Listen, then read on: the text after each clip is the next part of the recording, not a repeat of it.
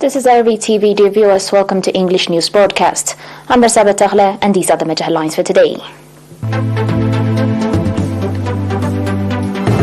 Seminar on food safety organized by the Ministry of Agriculture. Livestock vaccination program in Hagga subzone.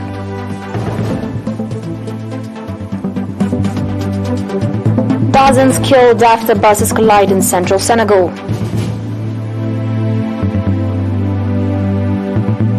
And thousands of Israelis protest against Netanyahu's new government.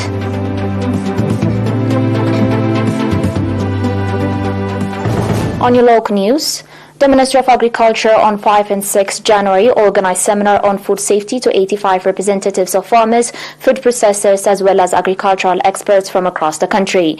Mr. Taghla Miskinna, Director General of Regulatory and Inspection Service at the Ministry, explained on the importance of integrated effort and sharing experiences and know-how in the effort to supply safe food to the public.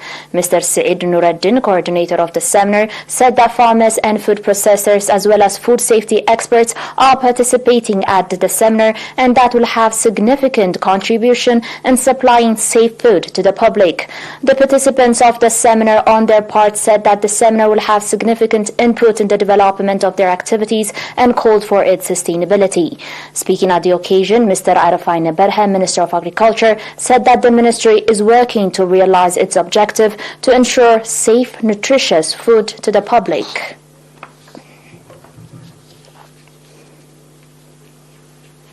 According to a report from the Economic Development Unit in Hagga subzone, as part of the effort to ensure health of livestock, in 2022 over 57,000 have been vaccinated and over 9,000 have received medical treatment. The unit went on to say that as a result, 270,000 liters of milk has been supplied to the markets in Keren and Haggas. The report further noted that with the ample rainfall distribution in this year, 17,255 hectares of land has been cultivated with various crops, and abundant harvest has been collected. Mr. Eyob Tesfai, head of the Ministry of Agriculture branch in the subzone, said that water and soil conservation activity has been conducted in the subzone since July with participation of over 2,200 manpower. And so far, 144,000 meter cube of water diversion schemes and 468 kilometers of terraces have been constructed. 97 quintals of animal fodder has been distributed to farmers, and pesticide spray has been provided to 40 farmers with fair price.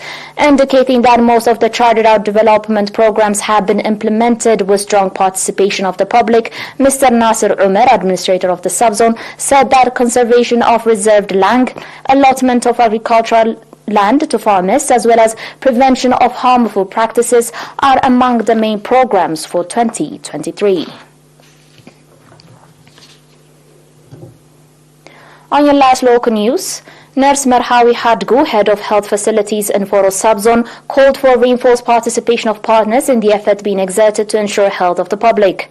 At the meeting organized for teachers and public representatives from the 6 schools in the Ot area, Nurse Marhawi gave extensive briefing on various human and animal diseases that could occur due to the lack of sanitation. Nurse Marhawi also called on the teachers to transfer the knowledge they received to their students and play due part in awareness development of the public. Pointing out on the importance of ensuring health of the society in general and that of children in particular, Mr. Ismail Ali, school director, called on teachers to extend cooperation to health practitioners in all their activities. The participants on their part called for strengthened awareness-raising activities, distribution of promotional materials and impregnated bed nets in schools, as well as for assigning an ambulance to the area.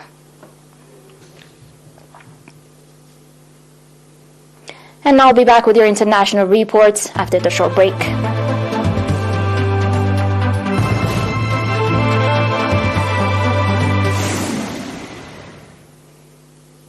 Welcome back. At least 40 people have been killed and 87 injured after two buses collided near Kafrine in central Senegal. The accident took place on number 1 National Road at 3:15 a.m. on Sunday. Senegal's president said 14 people were killed in the grave accident and announced 3 days of national mourning. The bus with a 60-seat capacity was heading to Rosso, near the border with Mauritania, the fire brigade said, adding that the number of people on board was unknown. According to Colonel Fo, head of operations at the National Fire Brigade, victims were taken to a hospital and medical center in Kafrine. The wreckage and demolished buses have since been cleared and normal traffic has resumed. According to further reports, early investigation suggested that the accident happened when a bus assigned to the public transport of passengers following the bursting of a tire left its trajectory before colliding head-on with another bus coming in the opposite direction.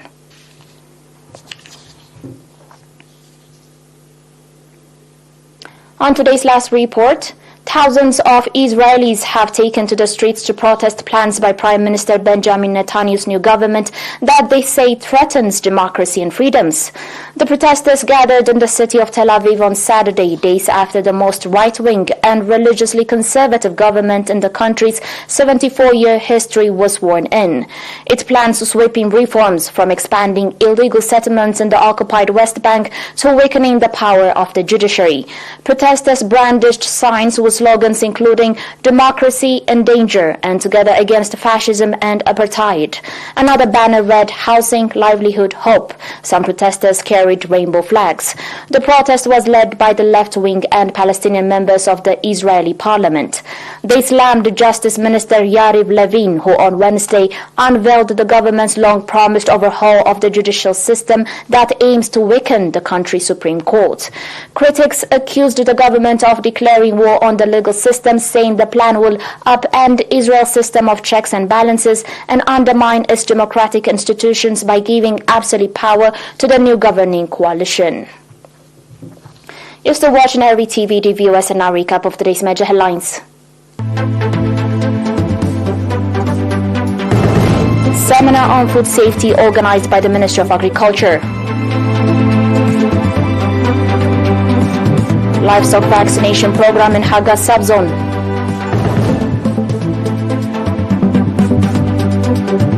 Dozens killed after buses collide in central Senegal. And thousands of Israelis protest against Netanyahu's new government.